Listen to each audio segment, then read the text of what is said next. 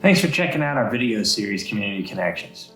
The COVID-19 public health emergency has posed challenges for communities across the globe, not the least of which is staying connected with the citizens that make our communities great. These are the people that you see in the grocery store, the coffee shop, or walking their dog along the Duke. The intention of this video series is to bridge that gap and bring us together despite our physical separation. I hope you enjoy the segment. Today I'm joined by Katherine Rowe, the president of William & Mary. How are you today, Madam President? I'm very well, sir. It's wonderful to talk with you. Yes, thank you for taking the time to join us today. So we just have a very few simple set of questions that we've been asking folks from around the community. The very first question is, how has COVID-19 impacted you personally or professionally? Let me take professionally first, because I'm relatively new to William & Mary and to Williamsburg. And this has been incredibly clarifying about who we are in these localities and at this university, the sense of shared purpose, the incredible effort with total focus and openness to risk on behalf of a larger goal that we are called to flatten the curve of infection and spread of COVID-19 so our healthcare system can respond and so we can protect our healthcare workers on the front line. It's been incredibly moving and powerful. It's been the hardest work I've ever done and the best work in so many ways. Professionally, that's the professional answer. Personally, a sense of real growth of connection with colleagues, and I speak broadly about colleagues. We're so fortunate in you. It's been fantastic working with you, Drew, and the City Council and Cliff Fleet. The sense that we're all in it together is so strong. In this region and at William & Mary, there's been incredibly little us versus them thinking. Folks really focused on who is vulnerable, what pragmatic things can we do to help them. And that's been inspiring. I'm not somebody who likes being cooped up at home, so quarantine is really, really hard. I can understand that. We're going through the same thing here, and it's certainly been refreshing to see how the community has risen to overcome every single challenge. It has, and I will say there's two other things that folks may not know about me. One is that I've had family members with COVID, so I've had incredible worry. Thank goodness they are better, but of watching the progress of the disease and hoping, with a fearful heart. And so I'm sympathetic to everyone out there who's experiencing that. And I have a family member who's a physician on the front lines, so worry for her, care for her as well. And so my heart is with everybody else who does. Sure, you certainly are seeing it from a perspective that I've not. So our next question is, what is different about your daily routine during the pandemic? I am the only person with Bruce, the only two people living on campus. And that is weird. It's eerie. I do take walks very frequently. It's incredibly beautiful. You know how gorgeous this spring has been. Yeah. And I try to get outside. I try to walk in the woods as well in a couple of the paths in the area because that keeps me anchored and on an even keel. Yeah. And finding out how to be at home while home is all about work without all of us is incredibly challenging.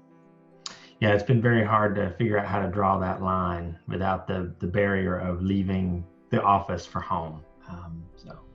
Yes. I appreciate that. All right, so what do you look forward to doing the most when restrictions are lifted? Hanging out with my kids. Yeah. Straight up. Playing games, playing card games. Being able to hug people. Seeing students come back to campus. We're a university town. And it is, my career has been devoted to young adults. They inspire me. I love being with them. I think about how they can succeed and the transformation they go through as they learn is so incredible. So, man, I miss students. That's what I look forward to. It's quiet right across from sorority court. I hope our neighbors miss students too. I hope they're longing for the parties and getting woken up in the middle of the night. Well, they may not be longing for that, but I do think they're longing to see the community bustling again. Mm-hmm. Students are definitely a part of that. So what is one thing you wish you had known before the pandemic? I would have tried to convince my kids to self-quarantine with me. If I had, I would have lured them down so they were stuck here. I know it's really hard to parent right now, especially with younger children. I see that with so many of my colleagues, staff and faculty and neighbors. And yet, miss your kids when you can't be with them. They're up in DC self-quarantining in 2 bubbles together. Right. I can understand that. All right. So what's your favorite stay-at-home snack? Favorite stay? Okay, well, so I think I just need to quibble with the stay-at-home thing. This is not staying at home. That's true. This is working under pandemic. A student said this to me, a junior actually, really insightful. She said, we think we're at home, and we're studying at home, but really what we're trying to do is finish the semester in quarantine. So what sustains me, probably, I'm just really fond of cheese. Crackers and cheese. And with no cheese shop, harder, but still. Yeah, right. I understand. Yeah, that's a favorite of mine too, for sure.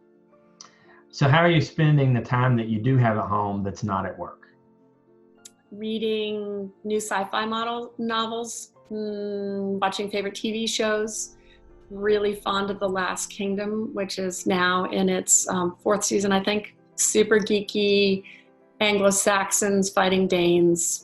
Yeah, it's pretty great. Sounds good. All right. So another fun question. Do you prefer cornbread or biscuits? Oh, cornbread. Cornbread. All right. That's clear. So most people have qualified that answer as either cornbread, sweet or not sweet? Oh, not sweet. I like the kind of nutty. Okay.